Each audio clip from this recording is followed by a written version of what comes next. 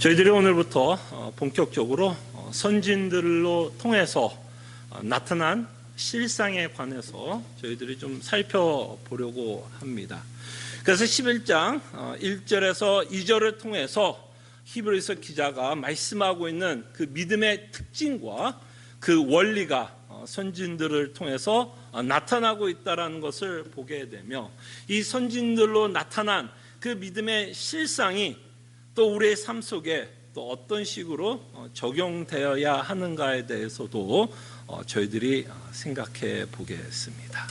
그때 히브리서 기자는 이 믿음을 이렇게 말씀합니다. 믿음은 그리스도를 보여준다. 믿음은 그리스도를 보여준다. 실상이신 예수 그리스도를 보여줍니다. 그러기에 우리가 오늘 살펴보려고 하는 아벨과 에녹도 그리스도를 보여줍니다.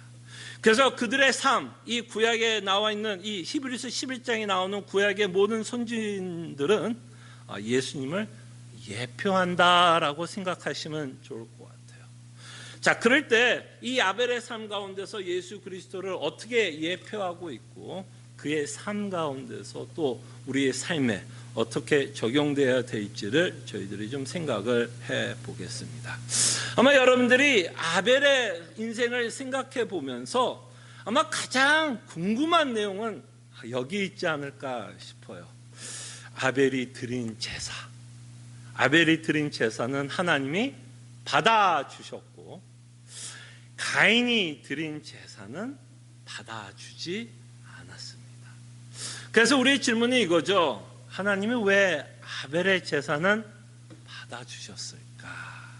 라는 질문을 우리가 하게 됩니다. 참 다양한 해석이 있습니다. 그래서 해석을 좀 이런저런 주석책을 읽어보면 왜 하나님이 아벨의 제사를 받아들였을까라고 하는 수많은 해석들이 있고 다양한 해석이 있는데, 그 다양한 해석은 제가 소개하지는 않겠습니다. 그러나 저는 이 본문을 보면서 하나님이 왜 아벨의 제사를 받아들였을까라는 이유를 저는 이렇게 찾고 싶어요. 믿음은 예수님을 보여준다라고 말씀하고 있다면, 이 아벨의 제사를 하나님께서 받아준 거는 이 아벨의 제사가 뭔가 독특하고 어떤 특징이 있었다라기보다는, 이 아벨의 제사를 통해서 하나님이 받아주신 이유는 이 아벨의 제사가 예수 그리스도의 제사를 예표하고 있었기 때문에 받아주셨다라고 저는 좀 생각을 해봅니다. 그래서 아벨의 제사의 특징을 조금 보자면 이런 특징은 갖고 있어요. 제사 제도가 제도화되기 전에, 그때 제사 제도가 제도화된 거는 이제 모세 시대를 통해서 구체적으로 율법을 통해서 이제 제도화되면서 더욱더 구체적으로 하나님께 어떤 식으로 제사를 드려야 된다는 구체적인 법은 모세 시대에 나타나게 되지만, 창세기 기록을 보면 이 아벨이 드렸던 제사에 한 가지 좀 특징이 있다면, 양의 첫 새끼와 그 기름으로 드렸다라고 하고 기록되어 있습니다. 그래서 이 아벨의 제사의 특징이 있다면 피의 제사를 드렸다는 거죠. 저는 여기에 하나님께서 아벨의 제사를 받아들이고 있지 않나 생각을 합니다. 왜? 하나님이 아벨의 제사를 통해서 예수님이 어떤 사역을 할 거고, 이 아벨의 제사를 통해서 하나님이 예수님을 예표하고자 사용하기 위해서 받아들이지 않았나 생각을 해봅니다. 그래서 이 아벨의 제사를 받아들인 것을 통해서 제도화는 되지는 않고 있지만 암시적으로 뭔가 피의 제사가 요구되고 있었다라는 것을 이 아벨의 제사를 통해서 우리에게 좀 암시하고 있다라고 생각을 합니다. 만약에 우리가 이 아벨의 제사를 이렇게 좀 해석할 수 있고 받아들일 수 있다면, 어쩌면 이것이 히브리서가 전체적으로 예수님의 사역을 잘 설명하고 있지 않나라는 생각을 해봅니다. 그때 히브리서 9장 22절을 통해서 말씀이 이렇게 기록되고 있죠. 율법을 따라 거의 모든 물건이 피로써 정결하게 되나니 피 흘림이 없은즉 사함이 없느니라. 예수님의 사역을 설명하기 위해서 아벨의 제사를 받아들이고 있다라는 것을 저희들이 좀 생각해 볼 수 있을 것입니다. 그리고 그의 인생을 통해서 그가 드렸던 제사를 통해서 그가 갖고 있었던 어떤 행위로 인해서 하나님께 의롭다라는 증거를 받았다기보다는 그의 인생을 통해서 예수 그리스도를 예표하기 때문에 그는 하나님 앞에서 의롭다라는 증거를 받고 있다라고 생각을 합니다. 그래서 이 아벨의 제사가 하나님 앞에 연락되었던 이유 중에 하나가 있다면 그의 제사가 예표로 사용되고 있기 때문에 하나님이 받아들였다라고 저는 좀 생각을 합니다. 근데 여기서 이 아벨의 제사를 받아들인 사건을 통해서 우리는 예수님을 생각할 수도 있지만 저는 한 가지 더 주목하고 싶은 내용이 있습니다. 어떤 걸 좀 주목하고 싶으냐면 아벨의 인생을 통해서 또 하나의 가장 중요한 사건은 가인에 의해서 죽는다라는 거예요. 가인을 통해서 죽는다라는 거죠. 아벨의 죽음에 대해서 우리가 조금 더 생각해 볼 수 있을 것이다 생각을 합니다. 제가 왜 이 아벨의 죽음에 대해서 조금 더 주목을 하고 싶은 이유는 저는 이런 생각을 해봤어요. 사실 아벨은 잘못한 것이 하나도 없어요. 곰곰이 생각해 보세요. 아벨은 가인에게 죽임을 당할 아무런 이유가 없었습니다. 그저 그가 양치기였고 그가 양치기 했던 그 양을 가지고 하나님께 제사를 드린 것밖에는 없습니다. 근데 가인은 하나님이 아벨의 제사는 받아주시고 자신의 제사를 받아주시지 않았다라는 그 질투심에 의해서 아벨을 죽입니다. 저는 이 사건을 묵상을 해보면 사실 저는 이 사건이 참 예수님의 죽음을 연상케 합니다. 여러분, 예수님이 뭘 잘못했죠? 예수님이 이 땅에 오셔서 뭘 그토록 잘못했길래 사람들에게 능욕을 받고 모욕을 받았으며 사람들은 예수님을 죽이려고 했습니다. 예수님은 아무 잘못이 없었고 오히려 그는 우리를 구원하기 위해서 이 땅에 오신 메시아였음에도 불구하고 사람들은 그를 처참하게 십자가에서 죽이십니다. 사람들은 죽입니다. 의로우신 하나님이신 성자 예수 그리스도가 십자가에서 죽으시는 이 사건을 보면서 아벨의 죽음도 비슷한 죽음이 아닐까 생각을 합니다. 그럴 때 이런 생각을 해봤어요. 예수님을 믿고 살아갈 때 우리는 까닭 없이 부정한 대접을 당할 수 있다라는 겁니다. 까닭이 있어서가 아니라 까닭 없이 부정한 대접을 받을 수 있다라는 거예요.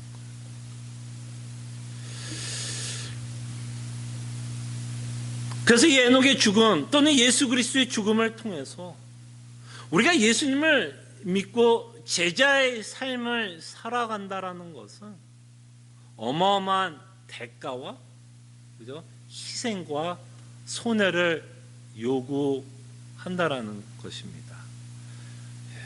그때 저는 이 아벨의 죽음을 통해서 예수님의 죽음을 생각해보고 이 예수님의 죽으심, 아무 잘못도 없는 이 예수님이 십자가에 죽으시고 아벨도 아무 잘못 없이 가인에 의해서 죽고 있는 이 내용을 통해서 저는 이 히브리서를 읽고 있는 독자들에게 어마어마한 메시지를 전한다라고 생각을 합니다. 예수님이 아무 죄 없이 죽으신 것처럼 사실은 이 히브리서 독자가 잘못한 것이 있다면 뭐예요? 사실 뭘 잘못했어요? 이들이 정말 잘못한 게 있다면 예수 열심히 믿은 것밖에 없어요. 그죠? 정말 그 나름대로 그들의 삶 가운데서 예수님 열심히 믿으려고 했던 것밖에 없습니다.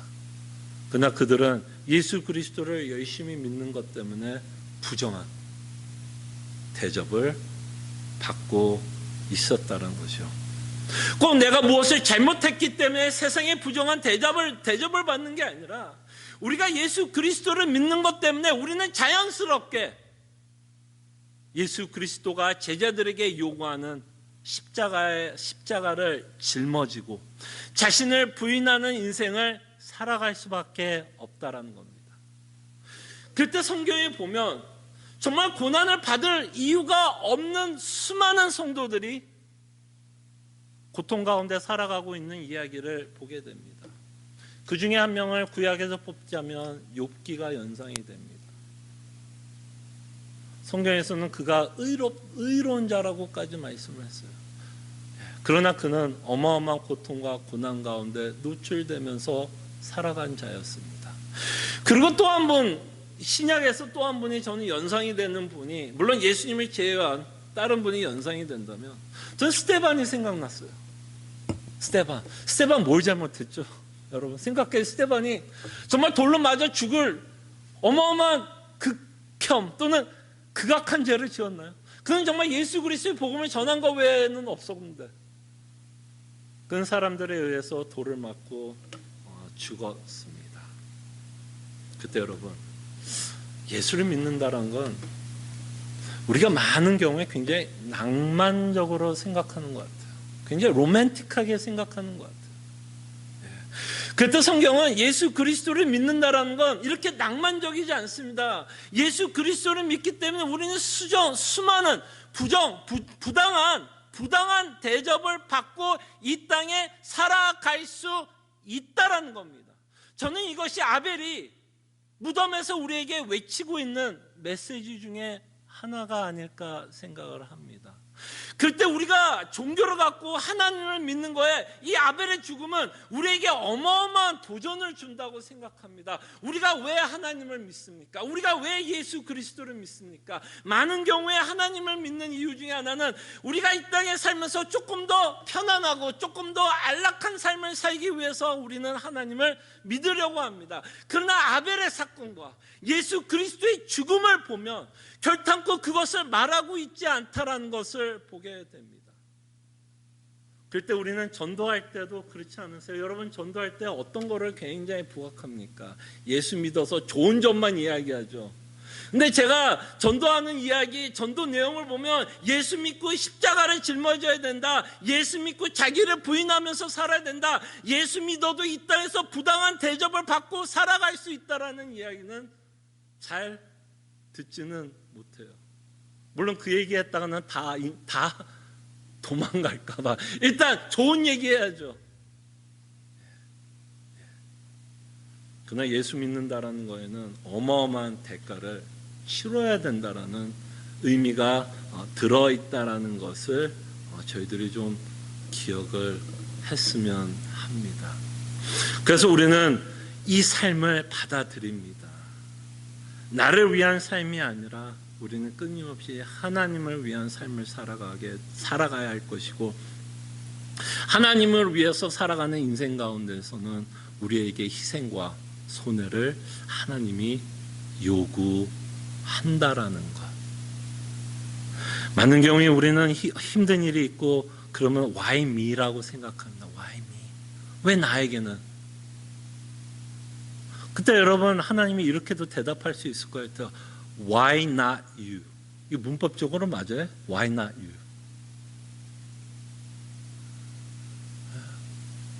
Why me라고 우리가 하나님께 불평할 때는 이미 우리가 하나님을 믿고 있는 전제가 있는 것 같아요. 왜 우리가 Why me라고 하나님께 불평을 합니까? 전제가 뭐예요? 우리의 전제 가운데는 하나님 믿으면 편할 것 같고 하나님 믿으면 다 잘 될 것 같은 전제를 갖고 우리가 하나님을 믿고 있기 때문에 우리에게 힘든 일이 있으면 우리는 Why me라고 하나님께 외치게 되는데, 정말 Why not you? 라는 의미를 저희들이 좀 생각해 봤으면 합니다. 자, 이렇게 이 아벨의 죽음을 통해서 우리는 다시 한번 예수 그리스도를 생각해 봤고, 그의 죽음을 통해서 우리도 십자가를 짊어지며 자기를 부인하는 삶을 살아야 되고 그 대가를 치러야 한다라는 내용을 저희들이 살펴봤는데요. 저는 여기서 한 가지 재미난 인사이트는, 이렇게 죽음을 당했던 아벨의 사건을 기록한 후에 저는 이 히브리서 기자가 물론 성령의 영감으로 쓰고 있겠지만 성령의 영감으로 에녹의 인생을 기록하고 있다고 생각합니다.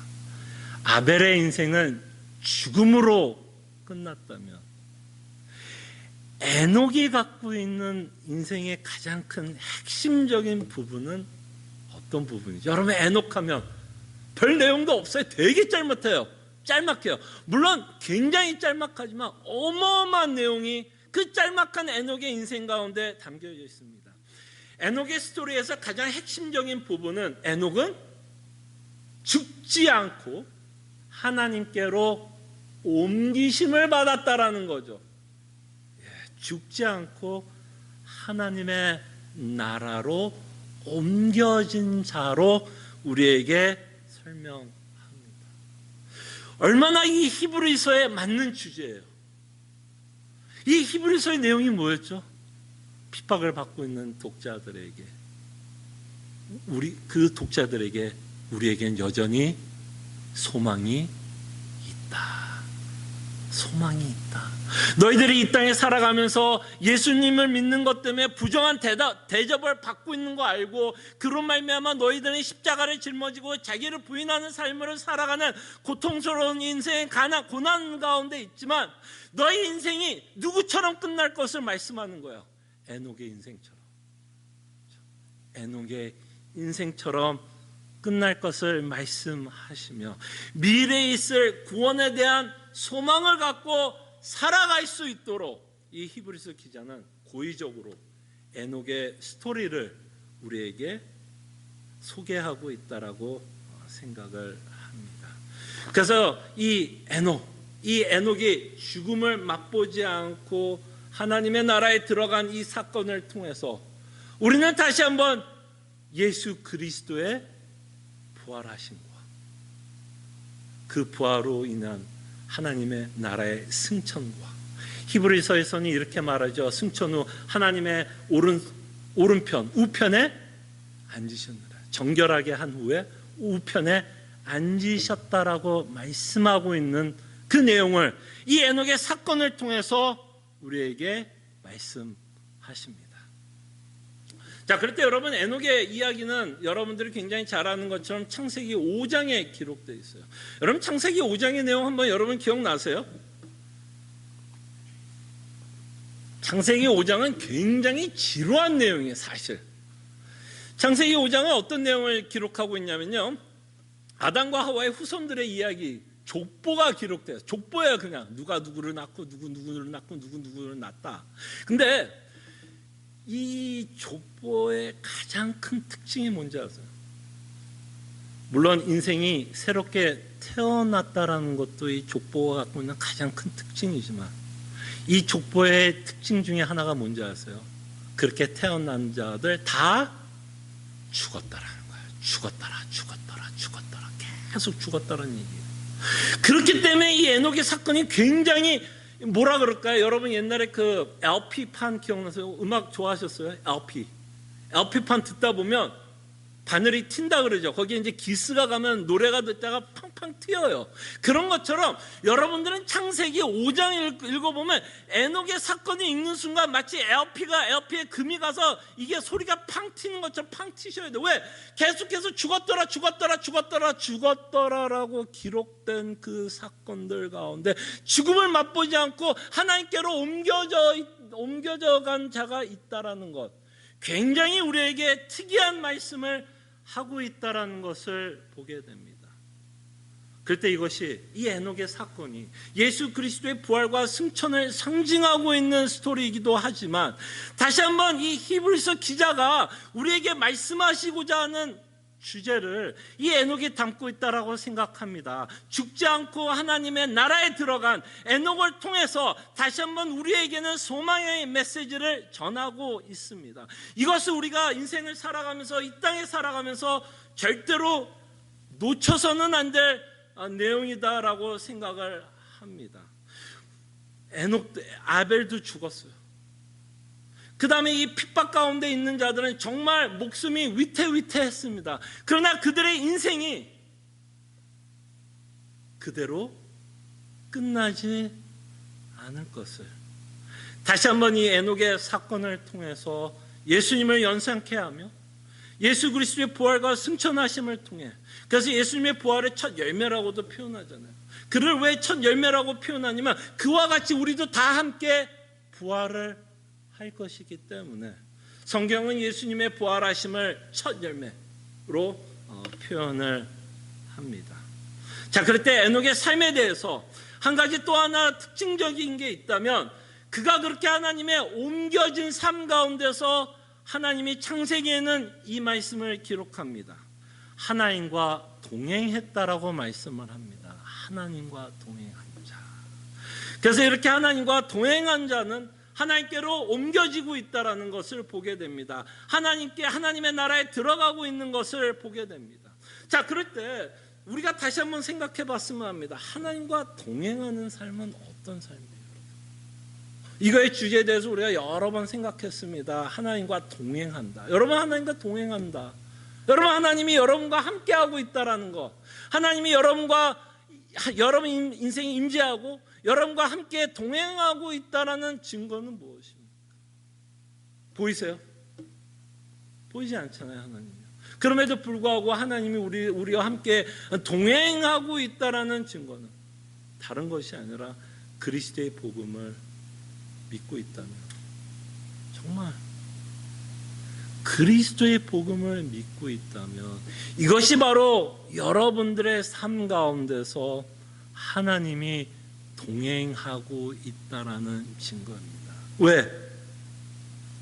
여러분들의 예수 그리스도를 믿기 위해서는 반드시 누구의 사역이 필요하냐면 성령 하나님의 사역이 반드시 필요하고, 그 성령 하나님은 여러분들을 하여금 복음을 믿게 해주시는 우리의 보혜사 성령 하나님이십니다. 그렇기 때문에 우리가 그리스도의 복음을 믿고 있다면 하나님과 동행하는 자요, 이렇게 복음을 믿고 사는 자들은 에녹이 죽음을 맛보지 않는 것처럼 하나님의 나라에 들어갈 소망을 갖고 살아갑니다. 그럴 때 이렇게 영생의 소망을 갖고 살아가는 자들은요, 우리의 현실을 인정합니다. 여러분들에게 회의적이고 부정적인 말을 하기 위해서 이 말을 하는 건 아닙니다. 그러나 우리는 이 예수 믿는 자의, 영생을 믿는 자들의 이 내용 가운데 이런 내용이 있는 것 같아요. 우리는 worst scenario, 최악의 경우를, 인생에서 벌어질 수 있는 최악의 경우를 바라볼 수 있고 직시할 수 있으며 인정할 수 있는 자들이라는 거예요. 영생을 믿는다는 것, 정말 하나님의 나라의 소망을 갖고 살아가는 자들은요, 최악의 시나리오를 받아들일 수 있는 사람들입니다. 제가 왜 이 말을 하냐면요, 여러분 어때요? 코로나 바이러스의 최악의 경우는 뭐죠? 사실 최악의 경우는 뭐예요? 죽음이에요, 사실. 근데 그거를 영생의 소망을 갖고 있는 자들은 뭐 할 수 있다? 받아들일 수 있다라는 거예요. 예. 저는 이것이 영생의 소망을 갖고 있는 자라고 생각이 듭니다. 최악의 경우를 언제나 받아들일 수 있는 거예요. 부인하고. 자, 그 최악의 경우가 무섭지 않고 두렵지 않다라는 이야기는 아닙니다. 그러나 두렵고 불안한 가운데서도 우리는 그것을 받아들일 수 있어요. 왜 받아들일 수 있어요? 더 좋은 것이 기다리고 있기 때문에. 더 좋은 것이 기다리고 있기 때문에 우리는 언제나 최악의 상태를 받아들일 수 있어요. 그리고 그 최악의 경우에서도 우리는 끊임없이 하나님을 찬송할 이유가 있고, 그 최악의 경우에서도 우리는 하나님께 범사에 감사할 이유가 있습니다. 이것을 고백하는 자가 어쩌면 하나님과 동행하고 있는 자의 모습이 아닐까 생각을 해봅니다. 그래서 6절을 통해서 히브리서 기자는 잠깐 정리를 하고 있죠. 정리를 합니다. 이제 앞으로도 계속해서 선진들을 통해서 자신이 영감을 통해서 믿음에 대해서 계속해서 설명을 할 건데요. 히브리서 기자는 6절을 통해서 이렇게 말씀합니다. 믿음이 없이는 하나님을 기쁘시게 하지 못하나니. 자, 믿음이 없이 하나님을 기쁘시게 하지 못하는 건 너무 당연합니다. 여러분, 여기서 말하는 믿음은 뭘까요? 내 믿음이에요? 내가 얼마나 굳건하게 믿음 생활하느냐, 내가 얼마큼 하나님께 순종하느냐, 이 믿음일까요? 이 믿음을 가져야만 하나님이 기쁘시게 할 수 있다라는 말을 하는 걸까요? 전 그렇게만 생각하지 않습니다. 물론 우리의 믿음 가운데 순종이 배제되지는 않습니다. 여러분들이 믿고 있다면 당연히 순종이 나와야 되지만, 여기서 말하는 믿음 없이는 하나님을 기쁘시게 하지 못하는 건, 믿음은 그리스도 중심입니다. 그럴 때 히브리서 말하는 믿음이 없이는 하나님을 기쁘시게 하지 못한다는 얘기는 뭘까요? 우리가 정말 하나님을 기쁘시게 하고 싶다면, 여러분들이 정말 어떨 때 하나님이 가장 기뻐하실까요? 바로 이 예수 그리스도를 믿을 때, 정말 이 그리스도를 믿을 때, 정말 이런 일상 가운데서 살아가고 있을 때, 우리가 불안하고 공포 가운데 있고 고난에 노출되어 있고 힘든 가운데서도 이 믿음, 이 그리스도의 복음 때문에 여전히 우리가 일상 가운데서도 기뻐하고 위로를 받고 있다면, 이것을 하나님이 기뻐하십니다. 믿음이 없이는, 그리스도 없이는 당연히 하나님을 기쁘시게 할 수 있는 게 없어요. 그렇지 않겠어요? 우리의 순종도 그리스도 때문에 순종하는 거 아니에요? 그러면 그 순종 자체로 하나님께서 기뻐하는 게 아니잖아요. 그때 정말 믿음이 없이는 하나님을 기쁘시게 하지 못한다라는 말, 정말 기억했으면 좋겠습니다. 우리가 순종의 삶 할 때 교회에서 하는 그 순종의 삶이 끝이 아닙니다. 요새는 교회에서도 모이지도 못하잖아요. 교회에서 모이지 못하니까 서로 섬길 수 있는 기회도 많지는 않잖아요. 그때 정말 하나님을 기쁘시게 하는 어떤 가장 좋은 방법이라고 표현해도 될까요? 정말 하나님을 기쁘시게 하는 건 바로 그리스도의 복음을 믿고 그로 말미암아 정말 위로를 받고 살아가는, 이런 상황 가운데서도 여전히 하나님께 감사하고 여전히 우리에게 베풀으신 영생을 기억하며 소망을 갖고 여러분들이 하루하루를 견뎌내고 있다면, 그것이 하나님이 뭐 하신다? 기뻐하신다. 그래서 믿음이 없이는 하나님을 기쁘시게 하지 못하나니, 하나님께 나가는 자는 반드시 그가 계신 것과, 그래서 하나님께 나가는 자는 반드시 그가 계신 것과, 또한 그가 자기를 찾는 자들에게 뭐를 주는 것? 상 주시는 이심을 믿어야 할지니라. 그래서 하나님이 기뻐하시는 자는 또 어떤 자냐면, 이 상을 줄 것을 기대하는 것. 상을 줄 것을 기대하는 것. 자, 그럴 때 히브리서 전체적에서 말하는 상은 뭘까요, 여러분? 여기서 말하는 상은 뭘까요? 저는 여기서 말하는 상은 완성된 구원이다라고 생각을 합니다. 영원한 안식이다라고 생각을 합니다. 여러분과 저희 구원은 성경에서 여러 가지 시제를 갖고 여러분들에게 설명합니다. 우리는 이미 구원을 받았고 아직 구원을 기다립니다. 그때 여러분 히브리서의 관점은 어떤 관점에서 끊임없이 쓰고 있냐면 아직의 관점에서 쓰고 있어요. 아직의 관점에서는 이들은 배도라는 유혹을 받을 수 있고요, 핍박이라는 어마어마한 시험을 받을 수 있는 상황 가운데 살아가고 있습니다. 이런 상황 가운데 살아가고 있는 자들에게 소망을 주기 위해서 우리에게는 영원한 안식이 기다리고 있다. 그것을 위해서 전진할 것을 말씀합니다. 마치 이런 거라고 저는 생각이 들어요. 이 상주신이심을 믿는다라는 이 말은 마치 운동선수가 무엇을 위해서 열심히 뛰어요. 여러분들이 정말 우리나라 국가대표라면, 올림픽에 나간다면 무엇을 위해서 열심히 준비해요? 그 금메달을 따기 위해서. 여러분들은 이미 그리스도 안에서 누리는 기쁨과 그리스도 안에 있는 그 참된 평안함을 이 타락한 세상에서도 맛보고 있기 때문에 정말 하나님의 나라에서 온전히 하나님과 사귀고, 그리고 내 자신을, 내 이웃을 내 자신과 함께 사랑할 수 있는 그곳을 뭐 하게 될까요? 소망하면서 살아가게 될 것이라 생각을 합니다. 그때 이 상 주신다라는 것을 믿는다라는 얘기는 뭐예요? 이미 여러분들이 예수 그리스도께서 여러분들에게 베푼 하나님의 나라에 대해서 이미 뭐하고 있기에? 믿고 있기 때문에. 이미 여러분들은 믿고 있기 때문에 이미 여러분들은 지금 뭐야? 하나님의 나라의 시민권을 갖고 있어요? 안 갖고 있어요? 갖고 있어요. 그런데 시민권을 갖고 있지만 여전히 우리가 이 땅에 살아가고 있기 때문에 아직 오지 않는 그 하나님의 나라를 바라보면서, 그죠? 영원한 안식을 바라보면서 경주할 것을 우리에게 말씀합니다.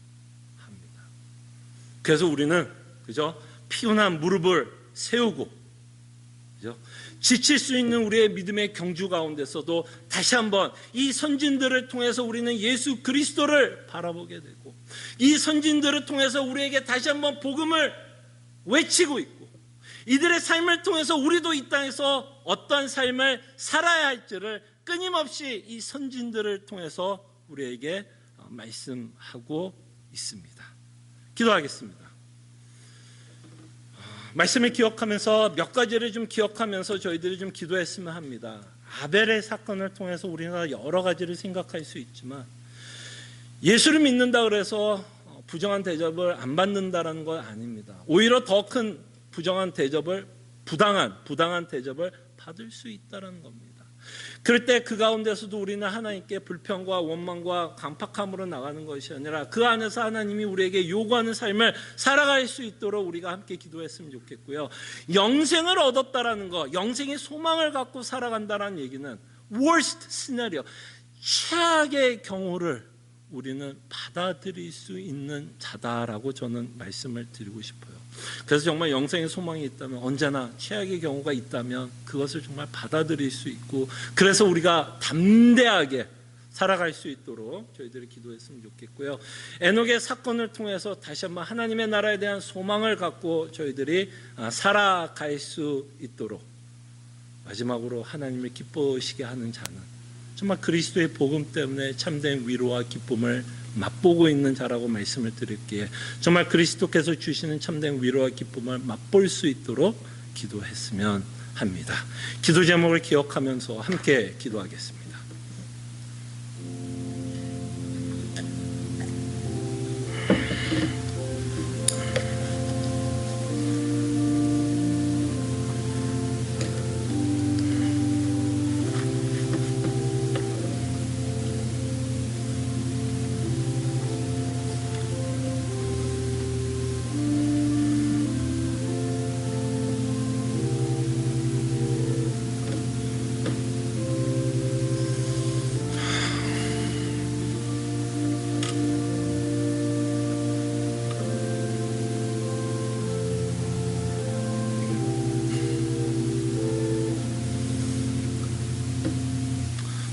다시 한번 하나님께서 우리에게 물어본다면, 우리에게 십자가를 짊어질 수 있느냐고 물어본다면, 그것이 우리로 불안하게 하고 부담스럽게 하지만 그리스도의 복음 때문에 기쁨으로 기꺼이 하나님께서 요구하는 십자가를 짊어지며 자기의 삶의 가운데 부인해야 될 것을 부인하며 살아가는 주의 백성들, 또 예수 그리스도의 제자가 되게 하여 주시고, 에녹의 삶을 통해서 우리 인생이 이대로 끝나는 것이 아니기 때문에, 영생의 소망을 갖고 있기 때문에, 때로는 우리 인생 가운데 최악의 경우라도 우리는 여전히 감사할 이유가 있고, 또 하나님께 찬송과 영광을 돌릴 수 있는 자라는 것을 잊지 않도록 주님 도와주시사 하나님의 나라를 끊임없이 소망하며 살아가는 하나님의 백성들 되게 하여 주시옵소서.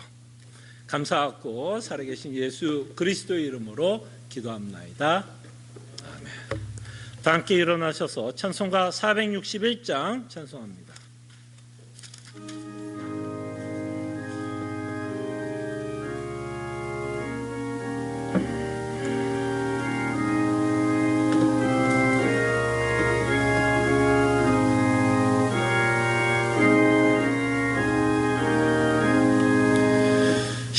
십자가를 질 수 있나 주가 물어보실 때 죽기까지 따르오리 성도 대답하였다.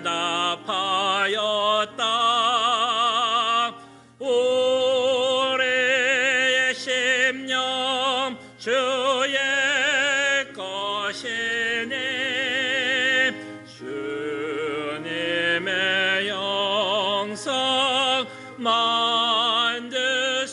만드소서. 주인도 따라 살아갈 동안 사랑과 충성을 바치오리다. 너는 기억하고 있나 강도를 그가 회개하였을 때 낙원 허락하였다. 우리의 심령 주의 것이니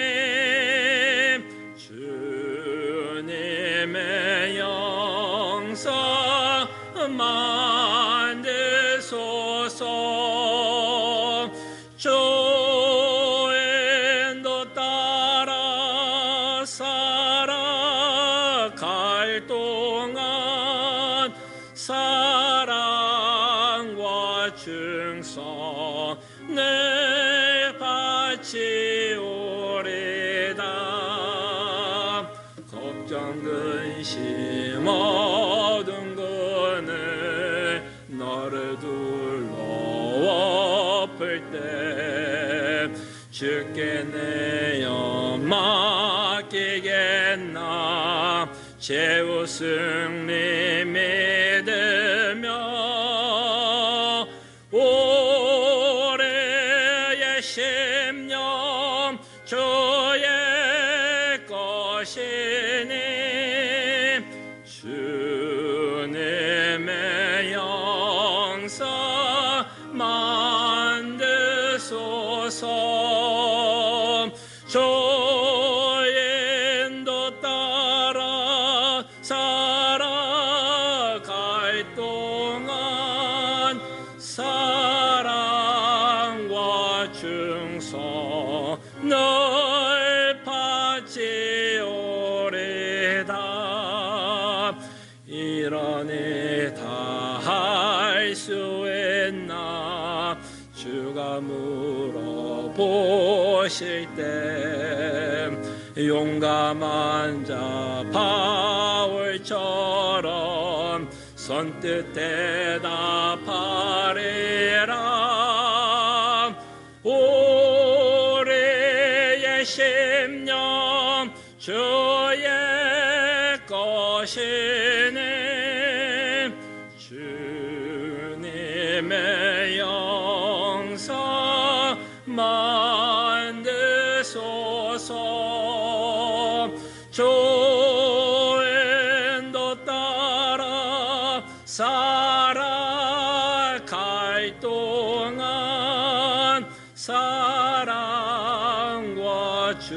주소서. 널 바치오리다.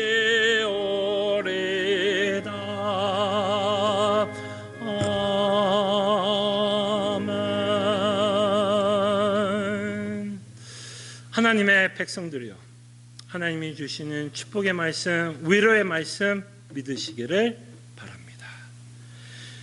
능히 너희를 보호하사 거침이 없게 하시고 너희로 그 영광 앞에 흠이 없이 기쁨으로 서게 하시리.